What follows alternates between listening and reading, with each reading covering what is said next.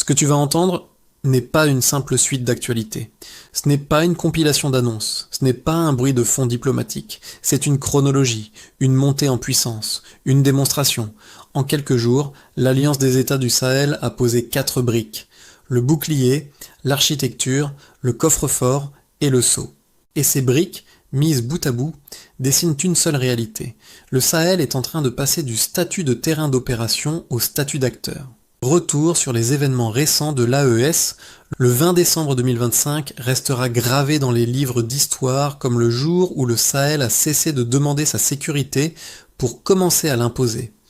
Ce n'est pas une simple parade militaire, ce n'est pas un défilé de circonstances, ce n'est pas non plus une gesticulation politique de plus, il s'agit d'une mutation tectonique, la force unifiée de l'Alliance des États du Sahel. 5000 hommes, 5000 soldats d'élite, entraînés, équipés et surtout mus par une doctrine unique, celle de la libération totale. À première vue, pour les observateurs occidentaux, ce chiffre peut paraître modeste face aux armées conventionnelles. Mais ne vous y trompez pas, ce que nous voyons aujourd'hui, c'est le passage de la parole à l'acte, c'est la matérialisation physique d'un rêve de souveraineté. Ce dossier est un tournant majeur pour le continent. Si ce travail d'analyse te paraît nécessaire, alors like cette vidéo, abonne-toi à la chaîne et surtout partage-la massivement. Parce que lorsqu'on traite de la montée en puissance militaire des États africains, lorsqu'on documente la fin de la dépendance sécuritaire, lorsqu'on brise le récit de l'impuissance sahélienne, les algorithmes ont tendance à étouffer ces vérités. Ta mobilisation est le seul moteur qui permet à cette information de briser les chaînes du silence. Depuis la création de l'AES en septembre 2023, beaucoup ricanaient. On parlait d'une alliance de papier. On prédisait un effondrement sous le poids des sanctions. On affirmait que sans l'aide de Paris ou de Washington, ces armées seraient balayées. Le 20 décembre 2025 apporte la réponse la plus cinglante qui soit. Ces 5000 soldats ne sont pas des troupes disparates. Ils sont le produit d'une intégration structurelle sans précédent. État-major commun. Partage de renseignements en temps réel, logistique unifiée. Et, pour la première fois, un droit de poursuite total sur l'ensemble du territoire de l'Alliance. Le message envoyé aux groupes armés terroristes est clair, il n'y a plus de frontières pour vous protéger.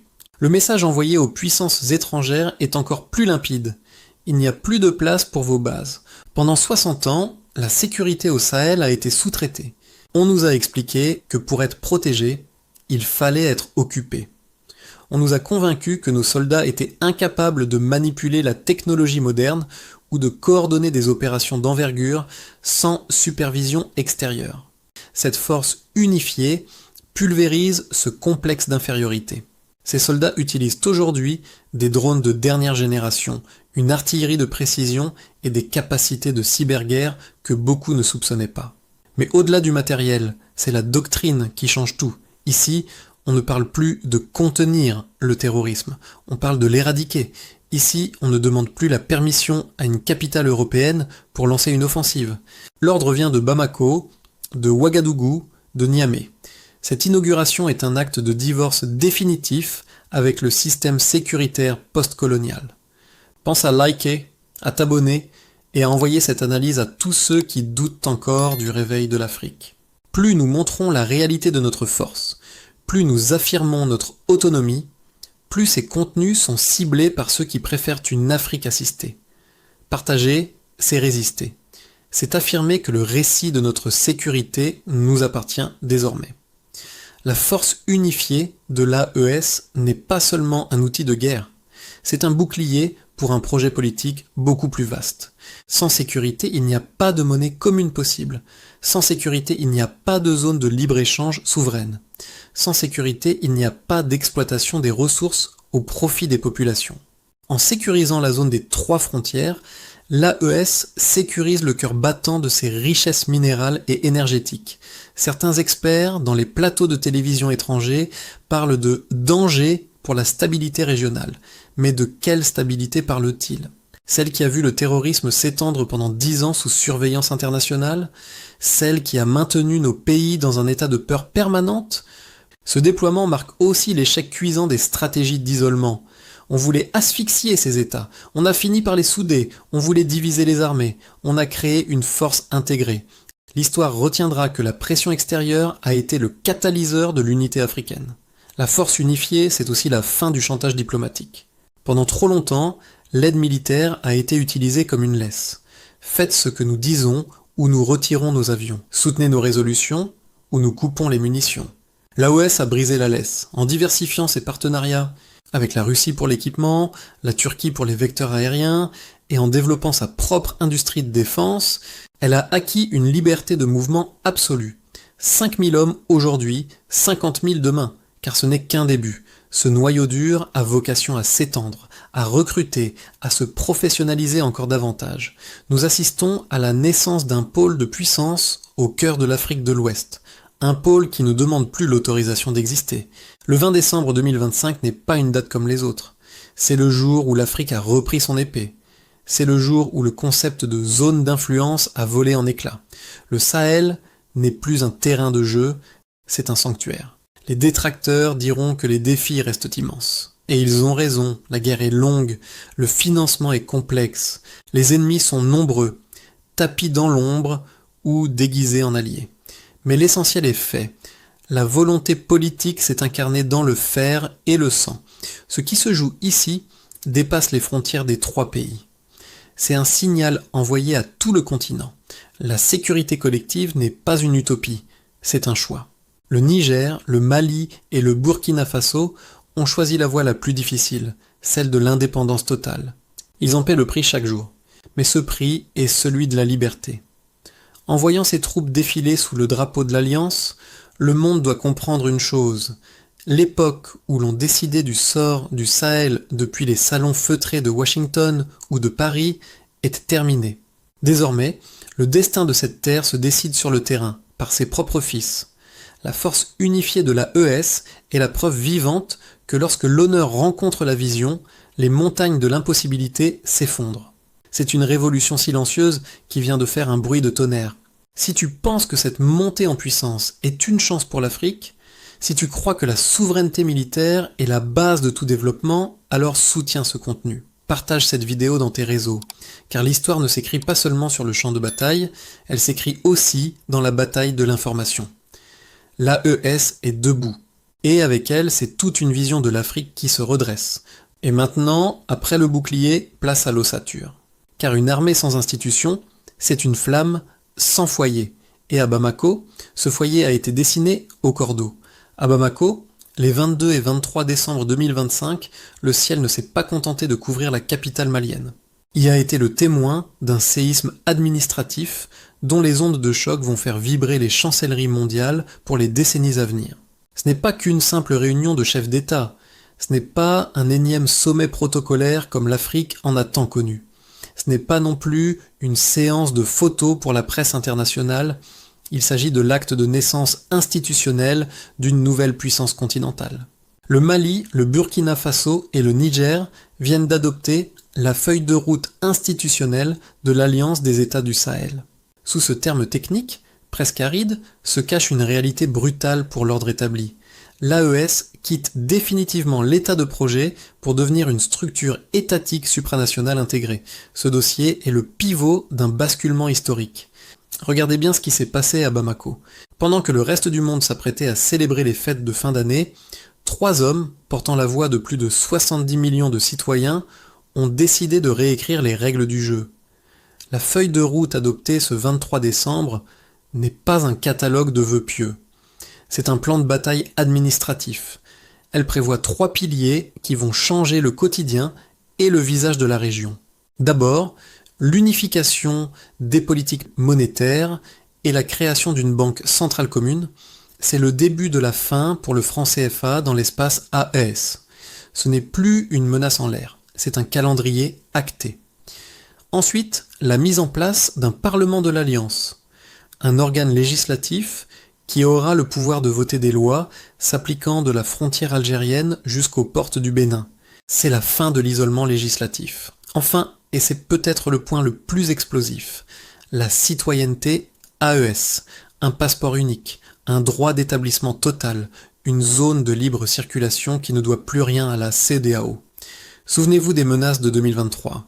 On nous disait que sortir des organisations régionales héritées de la colonisation serait un suicide.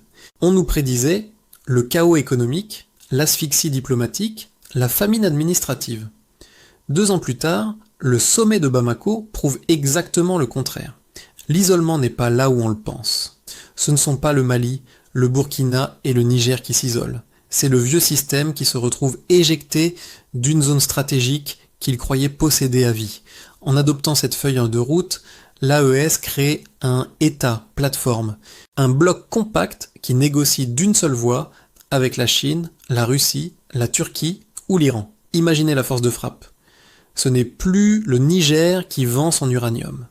Ce n'est plus le Mali qui discute de son or. Ce n'est plus le Burkina qui gère son coton. C'est un bloc de 2,8 millions de kilomètres carrés qui impose ses conditions. C'est cela, la réalité du sommet de Bamako. C'est le passage du complexe d'infériorité à la stratégie de puissance. Pense à liker, à t'abonner et à diffuser cette analyse autour de toi. Plus nous mettons en lumière la construction de nos propres institutions, plus nous brisons le mythe de l'incapacité africaine. Plus ces contenus sont censurés par les gardiens de l'ancien monde. Partager, c'est participer à la fondation de cette nouvelle architecture. Mais pourquoi cette feuille de route institutionnelle est-elle si dangereuse pour les puissances occidentales?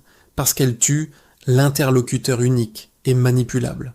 Pendant des décennies, pour contrôler le Sahel, il suffisait de contrôler quelques palais présidentiels.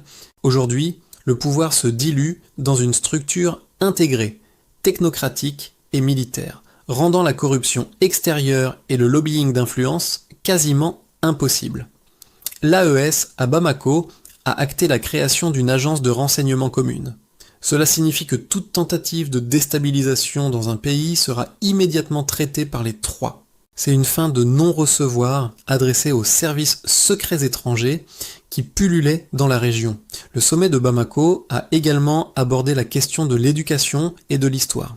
La feuille de route prévoit une harmonisation des programmes scolaires. On va apprendre aux enfants de Niamey, de Bamako et de Ouagadougou la même histoire de résistance. On va leur apprendre que l'unité n'est pas un slogan, mais une structure de survie. C'est une guerre culturelle qui vient de recevoir son financement officiel. Dans les bureaux de l'Union européenne ou à Washington, on scrute ce sommet avec une angoisse croissante.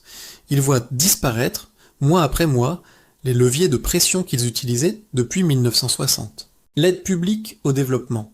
L'AES s'en détourne pour privilégier des investissements structurants sur fonds propres et partenariats gagnant-gagnant. Les sanctions de la CEDEAO, elles sont devenues le moteur d'une autonomie industrielle accélérée. Le sommet de Bamako est la preuve que la contrainte produit de l'excellence. On a voulu briser ces pays. On a fini par forger un acier indestructible. La feuille de route adoptée prévoit aussi la création d'une compagnie aérienne commune et d'un réseau de chemins de fer reliant les 3 capitales. C'est la fin du Sahel enclavé. C'est le début du Sahel Carrefour. Ce qui se joue ici, c'est le passage d'une économie d'extraction à une économie de transformation intégrée. Mais attention, le chemin sera parsemé d'embûches. L'adoption de cette feuille de route le 23 décembre 2025 marque le début d'une confrontation administrative sans précédent. Les institutions financières internationales vont tenter de saboter la nouvelle monnaie. Les agences de notation vont dégrader ces pays systématiquement. La propagande médiatique va redoubler d'efforts pour peindre ces régimes comme des dictatures isolées. Mais la réalité du terrain à Bamako est tout autre. C'est une liesse populaire. C'est une jeunesse qui voit enfin des leaders faire ce qu'elle demande depuis des générations. Arrêter de parler et commencer à bâtir. L'AES n'est pas une organisation internationale de plus. C'est une réponse organique à un besoin de sécurité, de dignité et de prospérité. Le sommet de Bamako vient de poser les rails. Le train de l'histoire est lancé, et il ne compte pas s'arrêter aux guerres du passé. Ce mouvement de plaque tectonique institutionnelle est irréversible, parce qu'il repose sur la ressource la plus précieuse de l'Afrique, sa volonté. En signant ces documents, les chefs d'État de l'AES ont transformé un pacte de défense en un projet de civilisation. Un projet où le Sahel n'est plus la périphérie pauvre du monde, mais son centre névralgique. Le 23 décembre 2025 n'est pas une simple date sur un calendrier. C'est le jour où l'on a cessé de rêver de l'unité africaine pour commencer à la coder, ligne après ligne, institution après institution. C'est la diplomatie du concret qui l'emporte sur la diplomatie du discours. Le message de Bamako au reste du monde est simple. Nous ne demandons plus notre place à votre table. Nous avons construit la nôtre. Cette souveraineté institutionnelle est le socle de tout ce qui suivra. Sans elle, la liberté n'est qu'un mot. Avec elle, la liberté est une puissance. L'AES avance. Les institutions se lèvent. Et avec elles, c'est l'espoir de tout un continent qui prend corps. Le futur ne se prédit pas, il se construit. Et à Bamako, ces 22 et 23 décembre, le futur a trouvé ses fondations. Une architecture, c'est une promesse, mais une promesse doit être financée. Après la feuille de route, vient le nerf de la guerre. La capacité d'investir, de transformer et de tenir face aux pressions. Et c'est là que surgit la banque et la présidence tournante.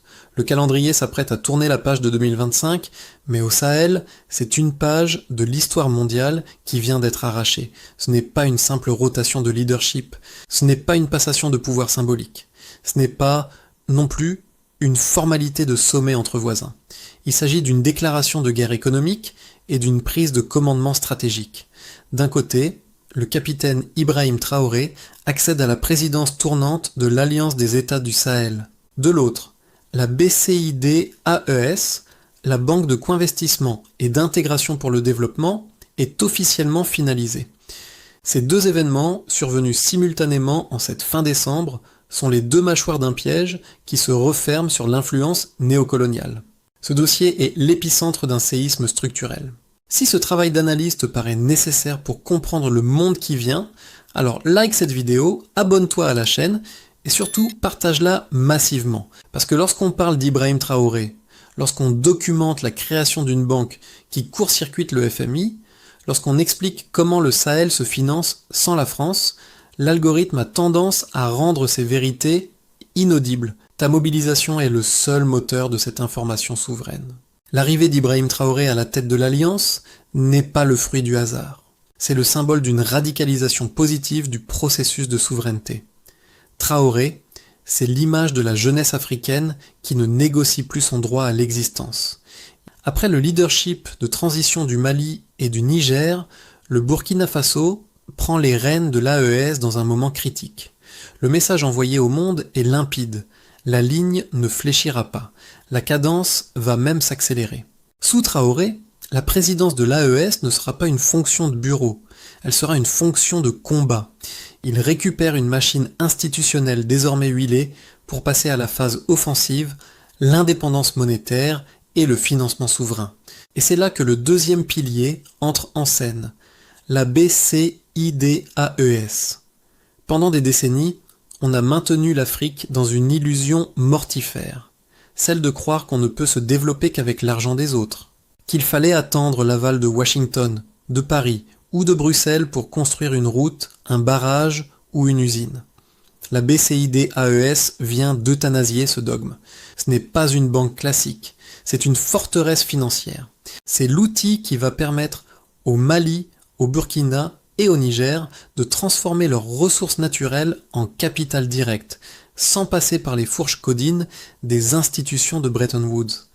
Pense à liker, à t'abonner et à partager cette vidéo pour briser le blocus médiatique. Partager, c'est refuser la mendicité intellectuelle, c'est soutenir la fin du monopole du dollar et du franc CFA au Sahel.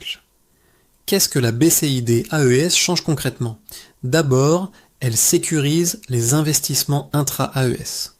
L'argent du pétrole nigérien pourra désormais financer directement l'industrie minière malienne ou l'agriculture burkinabé via des mécanismes de co-investissement où les intérêts restent dans la famille. C'est le circuit court de la richesse.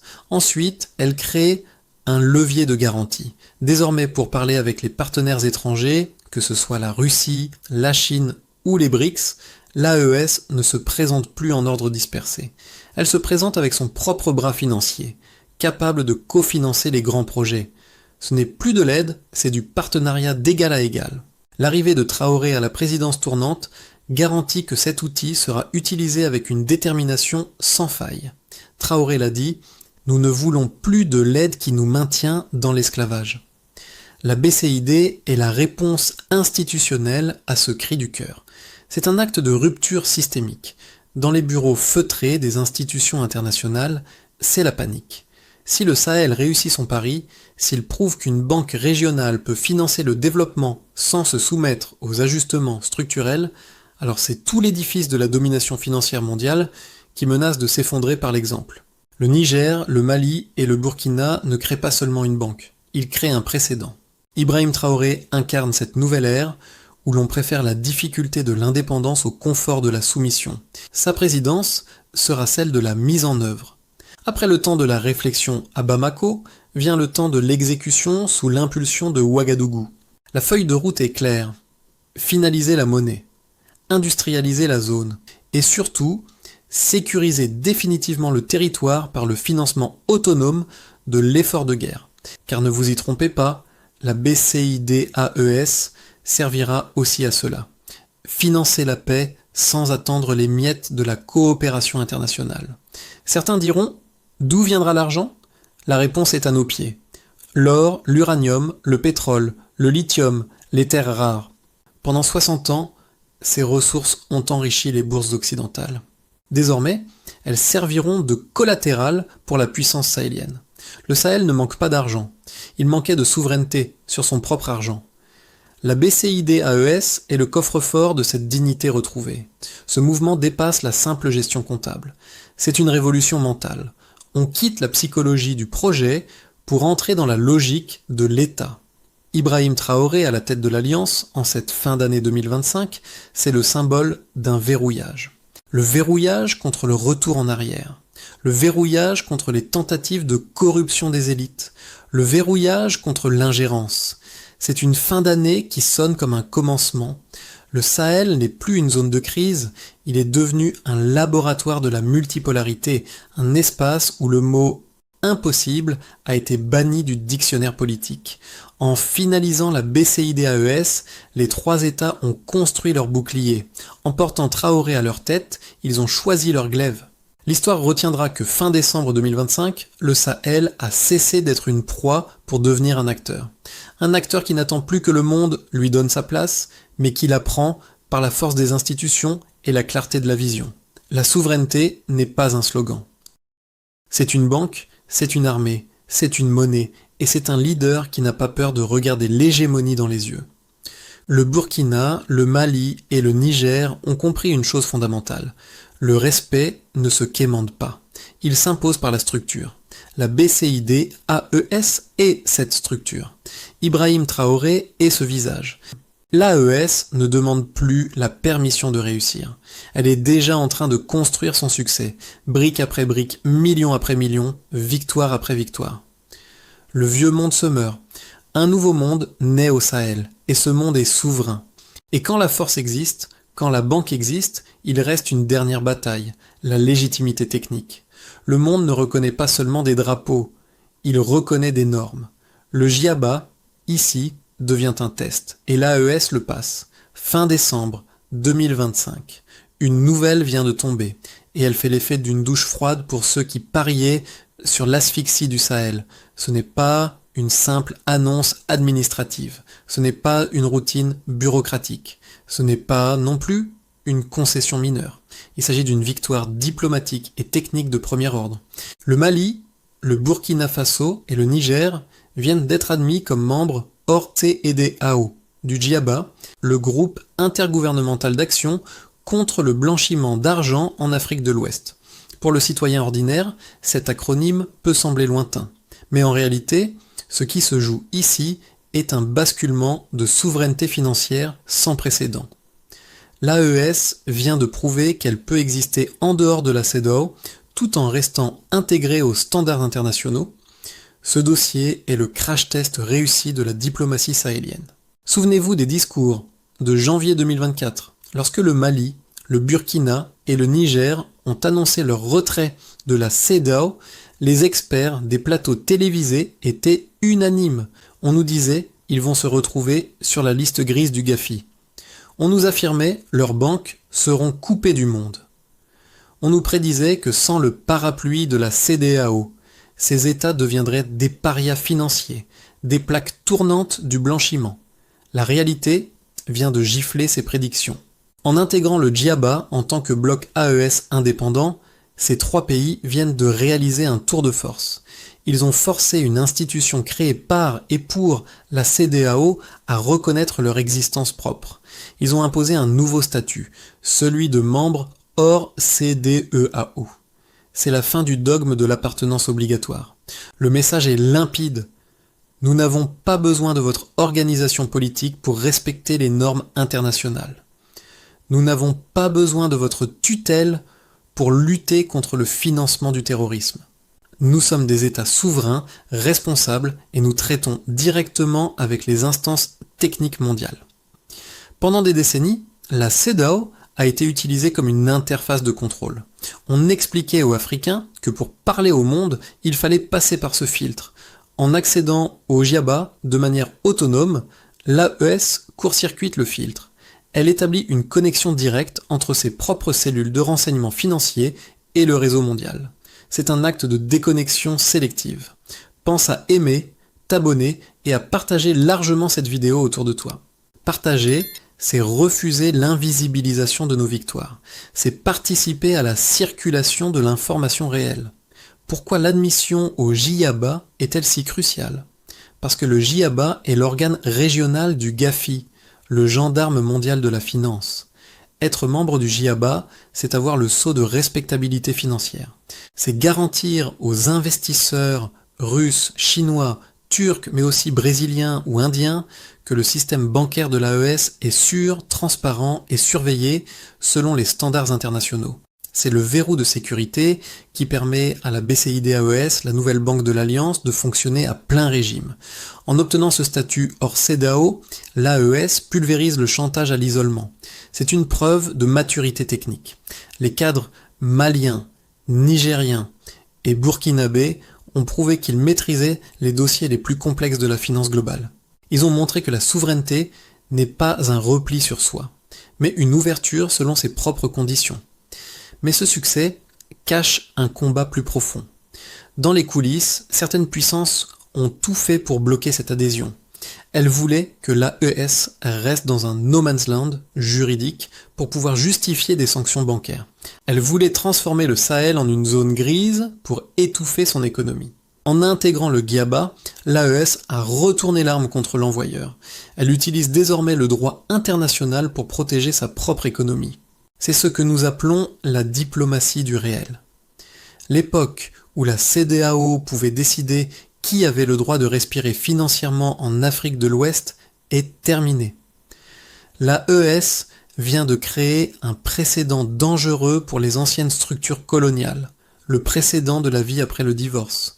Si le Mali, le Burkina et le Niger peuvent être membres du GIABA sans être dans la CEDEAO, alors pourquoi les autres resteraient-ils dans une organisation qui les sanctionne au moindre signe de patriotisme? L'adhésion au GIABA est le dernier clou dans le cercueil de l'hégémonie de la CEDEAO sur le Sahel. Ce mouvement signifie une chose essentielle. Le monopole de la légitimité régionale est brisé. Lorsque les États de l'AES luttent contre le blanchiment, ils ne le font plus pour plaire à Paris ou à Bruxelles. Ils le font pour protéger leur propre intégrité. Ils le font parce que l'argent sale est souvent celui qui finance les déstabilisations qu'ils combattent sur le terrain. Il y a une cohérence totale entre la force unifiée militaire et l'adhésion au GIABA. C'est une guerre sur deux fronts. Le front du fusil et le front du chiffre. Le Sahel verrouille son territoire physique et il verrouille maintenant son territoire financier. En apparence, il s'agit d'une formalité technique. En réalité, c'est une déclaration d'indépendance monétaire qui ne dit pas encore son nom. Car pour lancer sa propre monnaie, il faut d'abord être reconnu comme un acteur financier crédible. L'AES vient de cocher cette case. Le rêve d'un Sahel vassal s'effondre à mesure que les institutions de l'Alliance s'ancrent dans la réalité internationale. La jeunesse africaine ne s'y trompe pas. Elle voit que ses leaders ne sont pas seulement des militaires courageux, mais aussi des stratèges capables de naviguer dans les eaux troubles de la diplomatie multilatérale. L'AES n'est plus une alliance de circonstances. C'est un bloc normatif qui impose son propre rythme au continent. La souveraineté a un prix, nous le disons souvent, mais ici, nous voyons que la souveraineté rapporte aussi des dividendes. Le dividende du respect, le dividende de la reconnaissance technique, le dividende de la stabilité. Ce que nous voyons avec le GIABA, c'est la naissance d'une nouvelle architecture africaine. Une architecture où l'appartenance à un groupe ne dépend plus de l'héritage colonial, mais de la volonté politique partagée. L'AES a prouvé que l'on peut sortir du cadre pour mieux redessiner le tableau. Mais il y a un autre niveau de lecture, plus profond encore. Ce qui se joue au GIABA dépasse la question du blanchiment d'argent. Il s'agit de la fin de l'instrumentalisation des institutions techniques à des fins politiques. En acceptant l'AES, le GIABA a choisi la technique plutôt que la politique politicienne de la CEDEAO. C'est un désaveu cinglant pour les dirigeants de l'organisation régionale qui espéraient utiliser le levier financier pour faire plier les transitions. Le Niger, le Mali et le Burkina ont gagné leur pari. Ils sont dehors, mais ils sont dedans. Dehors de la soumission, dedans de la norme mondiale. C'est l'exercice d'une souveraineté qui ne se contente pas de protester, mais qui gère. Une souveraineté qui ne se contente pas de dénoncer, mais qui construit. Chaque dossier technique validé devient un acte de libération. Chaque reconnaissance internationale devient une brique de l'indépendance. Chaque victoire au GIABA devient un message envoyé au monde. L'Afrique du Sahel est majeure et vaccinée. Si tu veux que ce type d'analyse qui va au-delà des apparences continue de circuler, alors soutiens ce travail. Partage cette vidéo massivement et reste attentif. Car le plus grand combat pour la liberté ne se gagne pas seulement avec des armes. Il se gagne dans la maîtrise des règles qui régissent le monde. L'AES vient de marquer un point décisif. L'histoire est en marche et elle ne repassera pas par les anciens chemins. Seriez-vous intéressé par une analyse sur la manière dont cette adhésion va faciliter le lancement de la future monnaie de l'AES ?